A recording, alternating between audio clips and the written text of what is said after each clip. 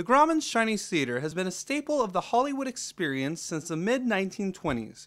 Built over 18 months by Chinese laborers, it finally opened on May 18, 1927 with the premiere of Cecil B. DeMille's film The King of Queens, starring Kevin James's grandfather, Henry Theodore James.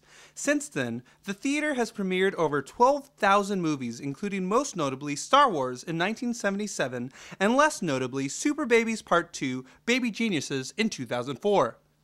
The Grauman's Chinese Theater is also the home of the famous Hollywood celebrity handprints, footprints, and autographs in the concrete of the theater's forefront. This tradition started when Charles Grauman, the man who funded the theater, slipped on a twig and landed on all fours on wet cement during construction. Not wanting to look like a pansy, Grauman claimed that he fell on purpose, wanting his handprints to stay in front of the theater forever. He then picked up the twig, signed his name, and the tradition has carried on to this day.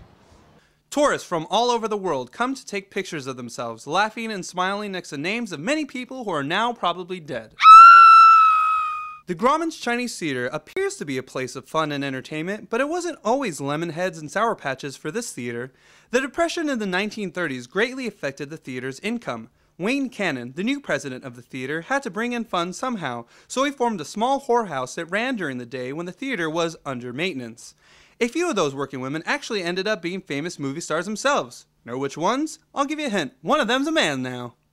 When Wayne Cannon mysteriously disappeared after an attempted suicide, Glenn Driscoll took over, getting rid of the whorehouse and building a fountain outside that could grant wishes to tourists who dropped in a penny. No wishes ever came true, so Glenn was fired 3 weeks later. Colin Fairbanks ran the theater for more than 2 decades during the 50s and 60s.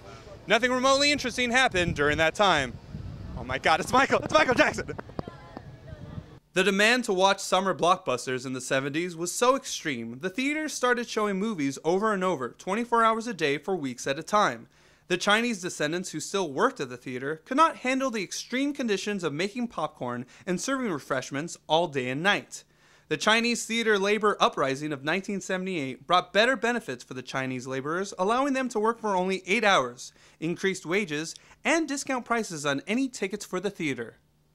Today, the Chinese theater continues to thrive where hundreds of out-of-work actors and actresses dress up as superheroes trying to make a buck for every picture taken. But that's life in Hollywood. Dress up, make an ass of yourself, then go home and cry in the shower about how you're trying to make it as a talk show host. Or whatever. I'm David T. Morgan.